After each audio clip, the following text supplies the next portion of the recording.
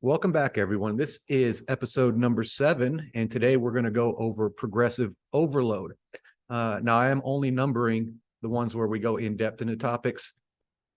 All the videos that are in the demonstration playlist are unnumbered at the time. If that becomes confusing, let me know in the comments. I'll just go ahead and number everything if that's becoming tough to follow.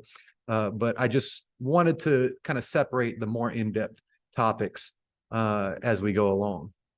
Now, I've got The Comfort Crisis over my left shoulder here.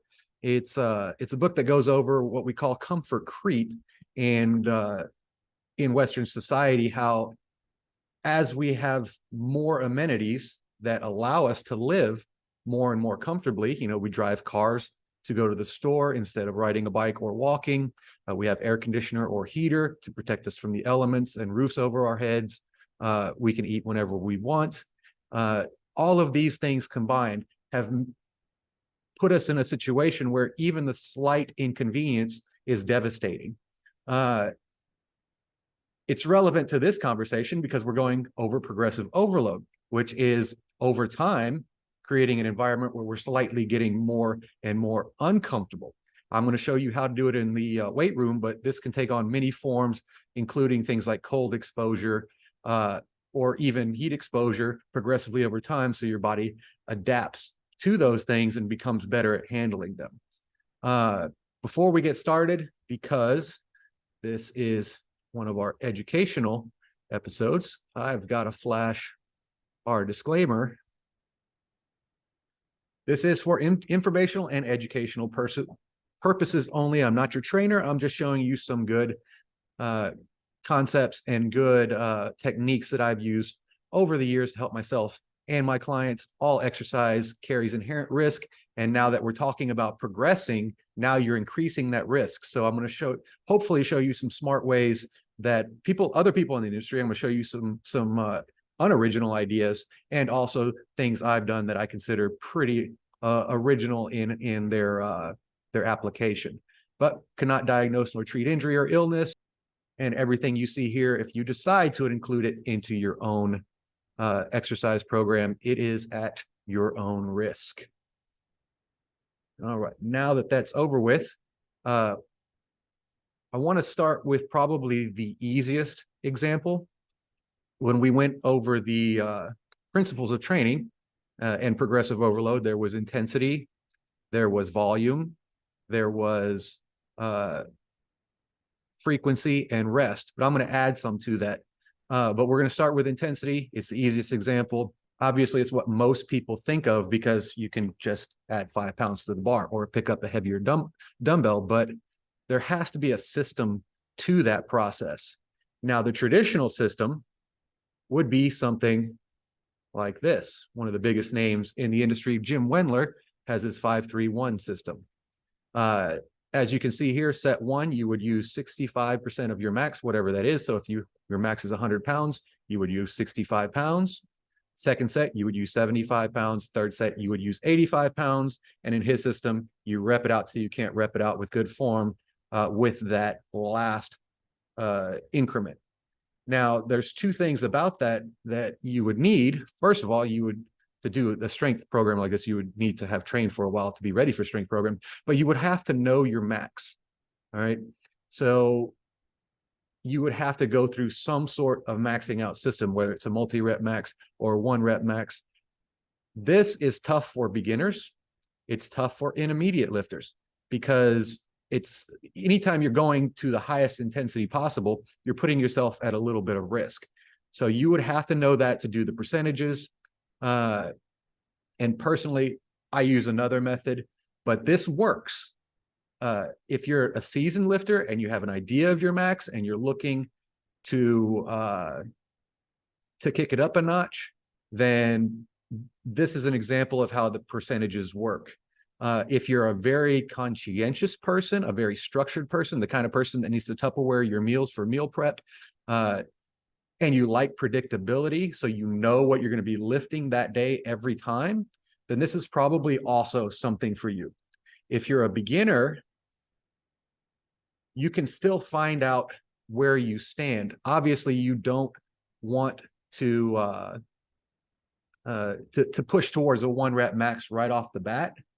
But if you can do something, a multi-rep max, then you could still calculate where you stand on certain things. This is the NSCA's chart, National Strength and Conditioning Association. Say you figured out what you can do for 10. Well, now you know that's about 75% of what your 1 rep max is. So you can, as long as you know how to do a little bit of math, a little bit of algebra, you can back work from where you started. So you don't have to start with a real max. You can figure out a higher rep max and then back work from there and then do all your percentages. So if you had to do 12 reps the next day or the next time you train on that same lift, well, now you can back work the math, figure out your 100% and then calculate 70. So this system works. If you're conscientious, if you like the predictability, if you like to have those numbers pre-planned, then this is the way for you. Now, if you've looked at my programs, you notice I do it a little bit differently. 2 advantages to the way I do it is I don't have to know what your 1 rep max is to begin with, or even something close to it. So I can start training you from day one. And the other one is it allows for daily variability. I use a rep range. And what I found, especially with clients as we get a little bit older, is even myself, I'm 43, as we're getting a little bit older, you have a little bit more day-to-day variability. Other things in your life seem to affect you a little bit more. How much you slept that night. This is a big problem as we get a little bit older, because it becomes harder and harder to sleep for a lot of people. So how well you slept that night, how hydrated you are, whether the kids have been a terror for a few days in a row. All of these things in our daily lives, whether we got a deadline at work that's been running us ragged, so we're not physically all there. All of these things can lead to daily variability. And I think the rep range accounts for that, because then we can adjust on a day-to-day level. The other half of that coin is you might be having a day where you can just beat the world. Well, you can also make adjustments on the fly here. So those are the 2 main advantages to the way I do it. You don't have to know the max right off the bat to calculate. And because we don't have a preset prescribed weight for you other than just the guidelines based on how we've been training, then you can adjust for variability in training. So let's go to my starter program, which is available in those Google Docs for those that have been following along. We look at the first lift. I've got a rep range of about 10 to 15 reps. So in this range, if I hit 15 and I felt like I could have kept going, then I add a little bit of weight. I grab a heavier kettlebell. In the case of the goblet squat, a heavier dumbbell. If it's a barbell exercise, I'd add a few pounds to the barbell. And you would make that decision by how much more you think you could have done. So I got to 15 and I could have done 25. It was just way too easy. Well, obviously I'm going to make a bigger jump than if I could have maybe got 1 more rep. I might not even change it there because the next set might be harder. If I can't hit the bottom end of that, I know I am too heavy for the stimulus I'm trying to get here. I'm doing muscular endurance work with a 10 to 15 rep range. And if I can't get 10 reps, I'm not getting a whole lot of endurance work out of it. So I would want to go lighter so I can get into that range. Now, the first time you've ever worked out, that's by the 3rd set, you might be getting close to what is the right one for you. And then you can use, you're going to write that down. There's a space for writing it down there. And then you can start there or set that as a goal for a certain set the next time around. So that's how I use the rep range. That allows me to take someone who's a starter and learn their body as we're going and account for daily variability. So that's intensity. Obviously, if I'm hitting the top end every time, I felt like I could have done more. If intensity strength is my goal, I'm going to bump that up. And then as we go further in our training phases, the next phase is going to be a different range. The next phase, the hypertrophy phase, is going to be, somewhere in your 8 to 10s, 8 to 12s, instead of your 15s or your, I think my muscular endurance phase, that's not the starter program, starts at 12 to 14 and then 14 to 16. So we just kind of work that as we hone it in. And then by the time I get to a pure strength phase, if my client is ready for it, then I actually have an idea of what their percentages are. So at that point, I can, where's it at? There we go. I can go ahead and calculate. Now I did take the names out. I just left the first initial of first name in there, but I can actually calculate. So this is similar to the 531, but I separated my clients into short neuromuscular endurance and the enduring category. So short and enduring, and that's neuromuscular endurance. So a lot of times this a lot of times has the bell curves, overlapping bell curves from men and women. Most of your women are going to be in that enduring category. So I do have them a little bit, even when working strength, a little bit higher rep, they're going to perform a little better. And most of your stronger men are going to be in that a little bit lower range. But that's getting a little advanced there. But again, by the time I get here, which is usually 4 or 5 training cycles into it, or sometimes I even get them through hypertrophy, then recycle through the starter, phase 1, phase 2, and then maybe that second time around, they're ready for this. Of course, so many things go into it. We're working range of motion, all that stuff. So make sure you're ready for it, or your client's ready for actual strength work before you start throwing at them. But by the time you've done that, you've been working with them for long enough, several months, that you have an idea using that chart or a version of that chart where we can calculate those percentages. I know where to start or what goals should be. And then we account for variability with that plus set at the end, which means 3 is the calculated, but if they're having a great day, they end up doing 4 or 5. So that's and you always err on the side of caution. So a lot of times we beat that number. Most times we beat that number. The longer you work with somebody, the closer you'll get to that exact number. But yeah, by that time, you can go to that more traditional method, calculate that estimated top set, and then go from there, and then go back to the endurance, because we're working on everything. We're making a well-rounded client, and you can bump up that initial rep range and have a higher intensity during those endurance sets. So that's intensity. That's mostly for strength training. But again, I should show you how you can start from the beginning with it as well. Intensity, adding weight to the bar in the weight room, adding speed if you're sprinting or you're doing running or any endurance work, would be the conditioning equivalent to that. So sprints versus 400s versus mile runs. Sprint would be the highest intensity, 400 moderate intensity, moderately high. A mile run would be lower intensity, and marathon would be super low intensity. So that the closeness to what your max you can do in a short period. Volume, now we're adding more sets and reps. And I'm going to go to my phase 1 here. And this, we're actually going to kind of blend these together. That's why I'm going to phase 1. We're blending this together because I'm still learning your weights as we're going. But if we look at week 1, I've got 3 sets of 12 to 14. Okay, so we're getting your 12 to 14 rep max during that time. You're getting a good hard 3 sets. You get a little less rest before that main exercise. So we're really honing in compared to that starter program, which is circuits. But the next week, you see I have 4 sets of 12 to 14. So I have a whole extra 12 to 14 reps added to that. So now we're increasing volume from week 1 to week 2. Then if we go to the next week, you see I changed the reps. So I actually went up. The goal of this phase is muscular endurance. So 12 to 14 reps became 14 to 16. But I hate to change too many things at once as far as increasing. So I dropped it down a set. So they're getting a little less volume as we push the variable of muscular endurance, which is how much you can do in one go. And then, whoop, that's supposed to be a 4 there. We'll go ahead and change that and save that.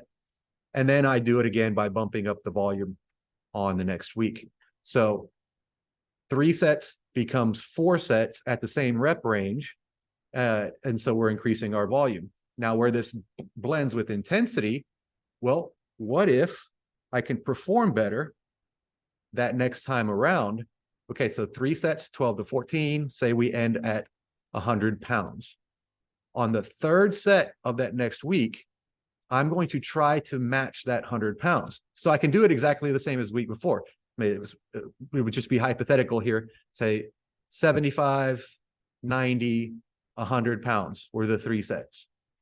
Then I could do 75, 90, 100 pounds. And then after those 14 reps, I can ask my client or think in my own head to myself, can I go up for that 4th set? I did those 14. I had 3 or 4 left in me. Now I have the opportunity to increase the weight for that 4th set. So I'm increasing the intensity. If that's not an option, well, no biggie. I still got another set out of that same 100 pounds. So I got another 100 or 1,400 pounds of volume load in that 4th set. So increase either way. I can increase the intensity, try to keep going up in weight. It happens a lot, especially when you're new, because you're going to get increases faster. Or, well, I can't increase the weight. I'm still not mad because I got more volume out of it. And then the next week, 3 by 14 to 16, now we're increasing muscular endurance. So these are all blending together as we go. So I'm going to try to 75, 90, 100, but now I'm squeezing out up to 16 reps with that 100 pounds or whatever I finished the second week with. So if I was able to bump it up and say it was 110 pounds, well, then I'm going to try to finish at 110 pounds for those extra reps. If you get extra reps with the same weight, congratulations, you increased your muscular endurance. So you see in my program, it's kind of a blending forward, but that's the way this is my way of increasing those and adding volume, adding intensity, adding muscular endurance as we go. And I can account for someone's progress no matter how they're progressing. If they're slower progress, then maybe they just get that little bit of extra volume. If they're, again, newer or new to this kind of training and they're going up in everything, well, great. We can ride that curve and we can go up in everything. And then if we've gone through all of our phases of strength and come back to this, well, now we're going to be stronger and we add endurance to that strength. So I can maybe instead of 75, 90, 100, the next time around, I'll start them at 90, then I'll go 100 and then try to go from there. So progressive overload, blending intensity, volume, and muscular endurance with this rep range system.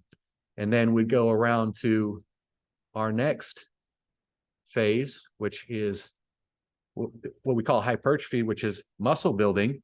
Well, now you see we drop that rep range a little bit so you can add more to the bar, because with hypertrophy, we want to blend a strength stimulus with a neuromuscular strength stimulus with muscle damage, with a little bit of that hormonal stimulus you would get from lactate and those other substrates that are being used in the cell. So that 8 to 12 range for most people is kind of that blending of all of those, whereas really high rep, you're not going to get as much neuromuscular engagement because the fibers aren't going to be firing at once. And in the low strength rep ranges, you're not going to get those substrate stimulus because it's too low to build up that lactate, the lactic acid. So that's intensity, volume, muscular endurance, the way I do it. Now, honorable mentions when it comes to muscular endurance. 2 things I have used in the past, mostly for myself, but I've also used it with other clients and friends as well. If you're trying to bring up a specific thing, like for me, this one was pull-ups way back in the beginning. I read an article one time that was pull-ups are the vegetable of exercises, and I kind of got addicted to them, but I could only do like 8 at the time. So I found another program. It's called PLP, pull-up, lunge, push-up. And the reason we have those 3 is because you don't want anything to outpace anything else. So you're getting a pulling exercise, a pushing exercise for balance, and then a pretty well-rounded leg exercise in there. And what you do is you start with an easy number. I started with 5. Start with an easy number, and then you do your 5 pull-ups, your 5 lunges on each leg, and your 5 push-ups. Then the next day, at a time like at least 8 hours away from your regular workout, because you want to be fresh for this, and you want to be fresh by the time you work out again. Then it's 6, 6, 6, 7, 7, 7, 8, 8, 8, 9, 9, 9. Now, where I adapted this, and I don't know what the original program had, is if you can't beat your number for one day, what I did was I dropped it to start it again the next day. So say I got to 15, 15, 15, and then I couldn't beat 15, 15, 15 the next day, I would drop it back down to 13, then 14, then 15, and hopefully go up from there. And this got my pull-ups from about 8 maxing out to my best set was 54. Dead hang, no kips, straight down, straight up, all your body weight from full extension. So from 5 to 54 using that program, that's a good way to up your muscular endurance. It's great for body weight exercises, but it's got to be something that you can at least have an easy start from. So like say if you can only do 1 pull-up, not a good option for you. You want to go ahead and work those up in a traditional manner, get stronger to do those, or get lighter. You can lose weight and get better at pull-ups. But another one I saw was used with Cirque du Soleil, at least at one time. I don't know what their program is now, but again, you can't start from your maxing out, but you can start from a little bit of submax. So again, if I did 8, at least 8 to 10 would be a good starting place. And if I was to use this for pull-ups, I would do a max set to failure, rest a minute, do another max set to failure, do it again the next day. And if I didn't beat my number, take a day off and then start again. So that was another one I came across, and I have used that with some exercises as well with some success. I prefer the other one, but I think the max set one works a little bit quicker, but it's a little bit more, anything quicker is going to be a little bit more risky. So those are some honorable mentions for the variable of muscular endurance. Now, mobility, we can progress that. If you have trouble with certain movements, say it's squats or full range of motion push-ups or anything along those lines, you would want to get to where you can do the movement relatively easily and safely before you're adding too much weight to it. So I'm going to show you an example here, but this one, just find your sticky point, and then sometimes the test is the prescription to making it better. So if I want to do squats, and this is one I'm going to show you here, I can find where my sticky point is and then set something up like these plates on the bench, and then I can work down as I go. Let me show you real quick. So I'm doing a sit to stand where I'm tapping. Okay, that got easy. Go to a little bit lower. Sit to stand, got easy. And on we go down to the bottom. So we just keep progressing that and progressing that till we get to at least parallel. If you want to get deeper, if you want to test your limits, then you can just get lower and lower stacks of something to tap. Now, if you have trouble getting down at all and getting up, now I've used this, especially in the elderly population, 70s and above, then you can add assistance to those motions, just like we did with our pull-ups in that progressing body weight motion. So again, let me leave the mic, and I've got this set up over here. Got a band, and I can use that band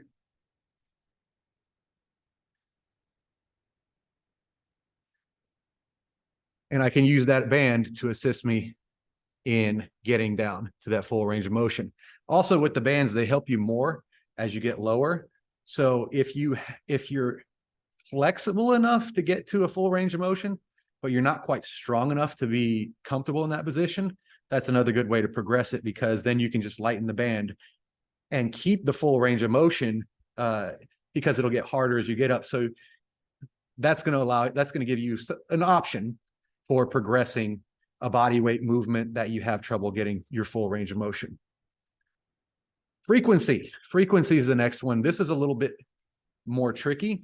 If you're new, obviously you probably want to take a day off between days of working out, or I even have clients that only train 2 days a week because that's all they have. So frequency a lot of times depends on how many times you can train, but you also have to account for what you're doing. Golden rule here is the lower intensity and the lower volume, the more frequent you can do it. So if you go back to that starter program, you're starting out, you can do that every other day. It's total body, relatively low to moderate volume, and low intensity. When you go to phase phase one, which is the starter program, then phase one, it's actually what we call a high frequency program. Now, the volume each day is low. You're doing one major exercise of each type each day, and it's total body every day. And the way I have it set up, it's day 1, day 2, break, day 3, day 4, break. So that's actually a high frequency program, and your body can get used to doing these things every day and recovering in between. But you can't be too high intensity, so we're higher rep, and you can't be too high volume. So again, pretty much every major movement pattern, you're only doing 3 or 4 sets of that movement pattern. Now, the big change from starter to there's 2 big changes from starter to phase one, and one of them is that frequency, because you go from an every other day program to something where you're doing 2 days back to back and they're still total body. So that's an example of manipulating frequency. Now, the more intense or the more volume you have, now you have to decrease the frequency. So I start off by increasing the frequency to get you used to training more often, and then I pull back on the frequency as we get better at the exercises and the volume increases and the intensity increases. So if we go back to that hypertrophy program, you see day 1, that's all leg exercises. Then we look at day 2, that's all upper body exercises, except for some stretches for the legs. Then you get a day off, and then you go back to legs. So the frequency for my legs is train 1, 2 days off, train 1, 2, 3 days off. So because I increase the volume and increase the intensity, I get those extra days off in between, because you don't grow during the exercise, you grow in between. And the key there is we want to grow. Strength, intensity is super high, your nervous system needs to recover, or you're going to start breaking down. So then I even get a little bit more break. I'll do a squat, push, pull, and then a light total body circuit, and then break, and then come back around. So now we're getting even extra rest in between. So manipulating frequency, at first I get you used to training more often, and then I pull back as the intensity and volume go up. Rest. Here's the second change between starter program and phase one. In the starter program, you have 4 exercises: legs, pull, push, abs, then back up to legs. And I even, in the instructions for that, if you need it, take a rest there. That gives you 3 exercises of rest, plus possibly more before you get back to the same stimulus. But if we go to phase one, again, we're changing up a couple things, and this is one of the big differences. Now we got 3 exercises in a set. So you get less rest before you get back to the first exercise. If you're doing traditional sets and rests, then you're going to do your, let's say, 10 sets, take a minute rest, 10 sets, take a minute rest. But if you're doing a 5-rep set, you need a little bit longer rest because the intensity is higher and you need a little bit more of a break. Now, conditioning, this is where it gets a little bit more tough. And the example I'm going to give is I was training a mixed martial artist. And when I used to train myself in mixed martial arts and compete, we did cardio out the ass, constant road work, 3-hour practices. But you'd still find when you got into the ring or the cage, you're still kind of, a lot of times you can burn yourself out really quickly. And as I was learning and as I learned from my own mistakes and then retired and then was learning how to be a strength coach, I started back working it. And I was like, wow, what we need is a base of intensity. And then we can work the endurance by working the rest down. So what I would do with this client is we would do a barbell complex, tire flips, sled pushes and pulls. And he was an amateur at the time. So 3-minute intervals, all three of those 3-minute intervals. And I worked him till he can get all of what I wanted him to do in those 3 minutes. That was the first goal. So it was super high intensity for a full 3 minutes and a multiple kind of variant stimulus. So we had all kinds of different movements with the barbell. We got the tires, we got the sleds. So you're getting a little bit of everything. Go, go, go, go. It's balls to the wall for 3 minutes straight. And then I gave him a 3-minute rest. And then we did it again, 3-minute rest, did it again. The next week, if he did it all and he didn't slow down by the third set, it was a 2.5-minute rest. And if he made it through without slowing down, 2-minute rest. On and on and on till we were going 3 rounds, as high intensity as he could possibly go, only getting his minute rest he would get in the fight. And endurance was never a problem because you add the extra stuff you're doing in that workout to give you above and beyond the actual fight training as far as endurance. And he was ready to go, 100% intensity every time, all the time. So that's an example of manipulating rest. But just like with frequency, the higher the intensity and the higher the volume, the more rest you're going to need, especially when it comes to your nervous system. So your 5-rep sets are going to be somewhere around 2 to 3 minute rest. Your 15-rep sets, yes, they're tiring, but they're not very intense. So your body really recovers that quickly because it's just recovering the intramuscular ATP and glycogen. Whereas your high intensity set, now you've got that depletion as well. You've got more muscle fibers being depleted at once because they have to fire, and your nervous system has to recover. So you've got all of those things. So high intensity volume, just like with frequency, higher rest, low intensity, then you can usually have a little less rest. And then you get to the complete extremes where you're doing triathlon type stuff. You really don't rest because everything's so low intensity, you can just keep going for the whole time. You don't stop and go and stop and go. Well, this one's going a little long, but this is progressive overload. By all means, don't think this is all inclusive. These are just things that I've used over the time. I showed you some traditional ways of increasing intensity, but I really wanted to go into my experience because it is a little bit different flavor, and I think it solves a lot of the problems in the weight room, especially for new people that don't know where they stand or have to kind of work through this. But like, share, subscribe.